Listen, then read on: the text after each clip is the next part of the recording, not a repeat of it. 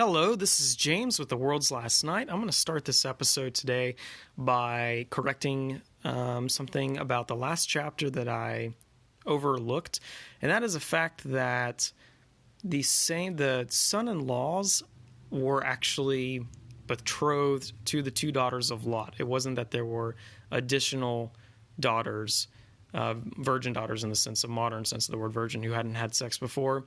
That Lot had. It was just the two daughters and the two sons-in-law. They were betrothed, so they were technically son-in-law in that regard to the two daughters. Okay, so I mentioned the way I phrased it made it sound like there were multiple daughters, and when I first read it, I actually thought that too, that there were more than just the two, but it just seems like there's actually the two, and if you go back and you read it, you're going to see the same thing. So here we are in chapter 20. We're going to watch Abraham commit habitual sin, which means he does the same thing twice, and it's kind of nuts. And we're going to just start in verse 1. So this is after the destruction of Sodom and Gomorrah. From there, Abraham traveled to the region of the Negev and settled between Kadesh and Shur. Remember, I said I would look up where the region of Negev is. Well, Negev in the Hebrew actually just means south. So this is roughly South Israel. Okay.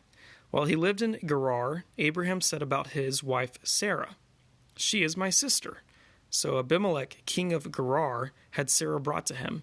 This is nuts. Remember, he did the same thing in Egypt. He told Pharaoh, "Hey, she's my sister." So Pharaoh wouldn't, put him to death and steal her for his bride. So Abraham is once again taking it upon himself to try to protect his family, well, more specifically his own skin. And we're going to see that it's really dumb. Again, you start to feel sorry for these kings that have to engage and meet Abraham because of his cowardice. So obviously at this point, Sarah is 90 years old. She's not the young beauty she used to be, but we're going to find this king takes Sarah into his harem. And back then, harems weren't just for romantic pursuits, but were also political. So even women who were part of the harem that the king never wanted to sleep with were still taken in if they had connections to wealthy people, and Abraham is certainly wealthy. So in this regard, it wasn't necessarily because she was beautiful, although it could have been. Who am I to say? 90-year-old Sarah, she could have been really pretty. Who knows? So verse 3. But God came to Abimelech in a dream by night and said to him, "You're about to die because of the woman you have taken, for she is a married woman." So you're about to die because of the woman you have taken, for she's a married woman. So, scary dream when God says, you're going to die because you took this woman. But Abimelech has a defense. Verse 4. Now Abimelech had not approached her. So he said, "Lord, would you destroy a nation even though it is innocent? Didn't he himself," talking about Abraham, "say to me, 'She is my sister'? And she herself said, 'He is my brother'? I did this with a clear conscience and in clean hands." So that's actually a really good defense. He was lied to. There's no way he would know. So the only thing that God is really doing here is protecting Abimelech, because it says that he had not approached her.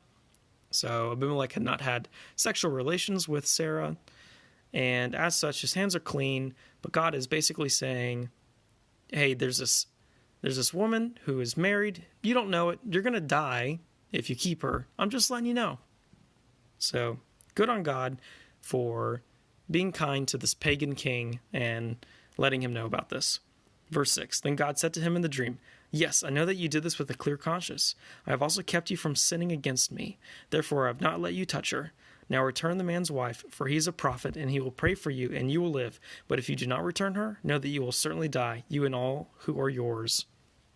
That's a big threat, and there's a big reason behind that too. Isaac has not been born yet. So if this king were to sleep with Sarah, and we know Sarah is going to bear Isaac, remember a couple chapters ago we were told it's going to be in about a year, people could say that they could question Isaac's lineage. Is he really the son of Abraham? Is he really the child of promise? So God has reasons for, protecting this line. And also protecting this king. So another interesting thing is he says that this man is a prophet, talking about Abraham. He says, he will pray for you and you will live. That's interesting because Abraham is obviously sinning again, disobeying God, and yet he is a prophet. And so God is using a fallible man to do his work. So, verse 8. Early in the morning, Abimelech got up, called all his servants together, and personally told them all these things, and the men were terrified. Then Abimelech called Abraham in and said to him, "What have you done to us? How did I sin against you that you have brought such enormous guilt on me and on my kingdom? You have done things to me that should never be done." Abimelech also said to Abraham, "What did you intend when you did this thing?" So, this is a role reversal. The pagan king, Abimelech, is calling out Abraham for his unrighteousness. Meanwhile, the father of the faith is thinking about his own skin and bringing about protection for his family in his own way and not thinking about God. Abraham replied, "I thought, there's absolutely no fear of God in this place. They will kill me because of my wife. Besides, she really is my sister to the daughter of my father, though not the daughter of my mother, and she became my wife." So it's ironic that Abraham thinks that this might be a place where there's no fear of God, when in fact he himself has no fear of God. So, and then secondly, his excuse is, it's strange to us as modernists that he married his half-sister.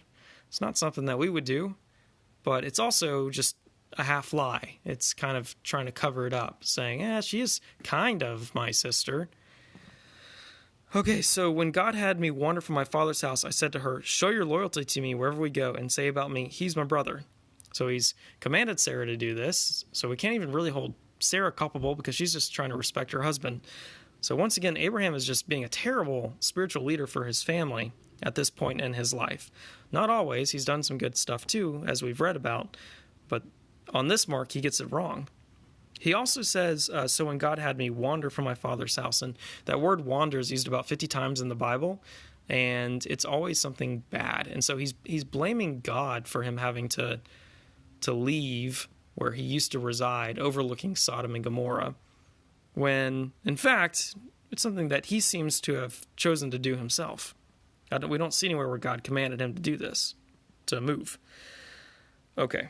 We'll keep reading. Verse 14. Then Abimelech took sheep and cattle and male and female slaves, gave them to Abraham, and returned his wife Sarah to him. Abimelech said, "Look, my land is before you. Settle wherever you want." And to Sarah he said, "Look, I am giving your brother 1,000 pieces of silver as a verification of your honor to all who are with you. You are fully vindicated." So Abraham still makes it out with wealth, and he did this last time in Egypt, and that could be why he once again thought he might be able to get away with this. And he did. Again, it seems like. So he wasn't kicked out like he was in Egypt. In fact, he was welcomed in. And it really shows us where the true righteous party is in this.